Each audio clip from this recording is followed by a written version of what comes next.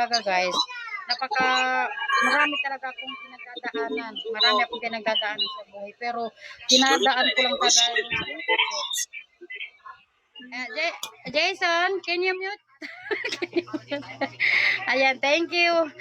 Marami talaga akong pinagdadaanan sa buhay guys. Hindi lang sa sarili ko kundi pati sa pamilya ko.